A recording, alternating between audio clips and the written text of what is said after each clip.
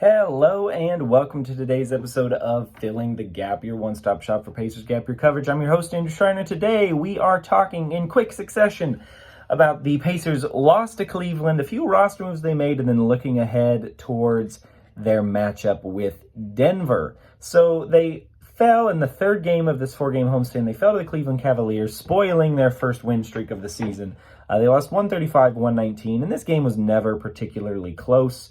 Cleveland had a big run early. They took a double-digit lead in the first quarter. And after the first half of the first quarter, for the first 6 minutes of the game, the Pacers never got closer than 7, which they did a couple times in the third quarter. They never made a serious run at the Cavaliers, though. And Cleveland, who was facing some injury troubles, as I mentioned, just looked simply like the better team. The Pacers did get some decent performances from Siakam, Nembhard, Jay Huff was good again, and the best performance of the season from Garrison Matthews, who had 15 points. He was 3 of 3 from the three-point line and shot 9 free throws. He got to the rim more than expected. But ultimately, they just weren't able to hang with the Donovan Mitchell-led Cleveland Cavaliers. And he led from the front with 43 points. And then Jalen Tyson chipped in a big effort in Darius Garland's absence with 27 points, 10 of 13 from the field. And simply put, Cleveland was just too good for the Pacers. So I don't want to spend a lot more time talking about it. Just one of those nights in an NBA season. The Pacers were up against a team that was better than them on a given night. Before the game, the Pacers did make a few interesting roster moves that are worth talking about.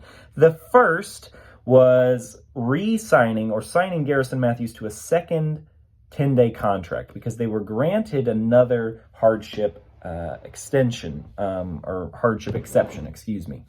That's noteworthy because what that means is they are not expecting players like Quentin Jackson, Johnny Furphy, or Cam Jones to return within that 10-day window. So we know Obi Toppin's going to be out for a while. We know Tyrese is going to miss the whole season. But those three were sort of starting to maybe get back into things. Cam Jones is playing again, but he'll probably make his debut, get some time with the Boom before playing at the NBA level, as the Pacers are obviously hoping to see from him.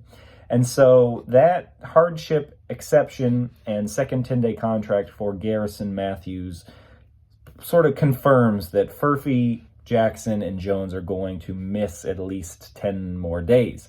At least that is certainly the Pacers' expectation.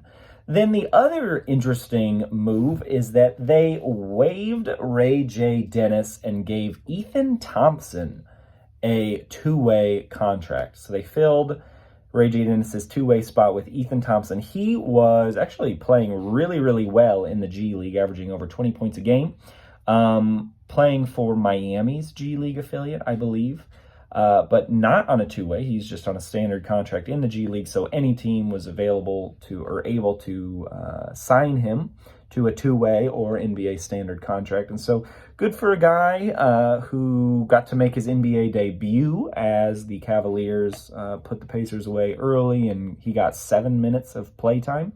Scored his first NBA points. Very exciting for him.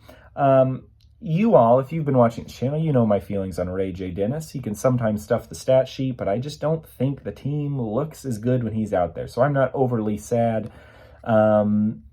I also think Quentin Jackson is a better playmaker on a two-way than Ray J. Dennis. Taylen Peter has more upside as a shooter, play finisher type role. So why not take a scorer? Ethan Thompson, that's what he is. Had a nice move to get to the basket. He looked very confident in his first NBA minutes. So no more Ray J. Dennis in a Pacers uniform. All right, those are the roster moves. Now the Pacers look to finish out their homestand by taking on the Denver Nuggets. They'll be looking for their 5th win of the season. All of those would be at home. And it is not going to be an easy task, as for the last several years, the Nuggets are a really good team.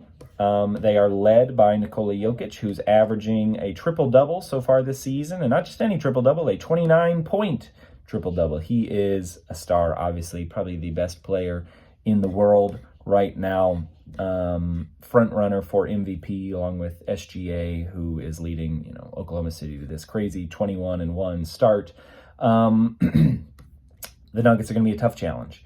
But I do think the Pacers can pull it out. I think they will put up a good effort at the very least. Possibly get a little bit of luck. Jokic and Murray are both game time decisions. Aaron Gordon is out for a little while, so perhaps they can catch the Nuggets. If one of those two studs doesn't play tonight, maybe the Pacers can steal one against a, by record, significantly better opponent in Gainbridge Fieldhouse tonight. I'll be breaking that one down on the next episode, as well as previewing their upcoming matchup and possibly any further roster moves or injury updates that we get between then. So please subscribe to the channel if you haven't already. Like this video so it can get to more people. And thank you for watching.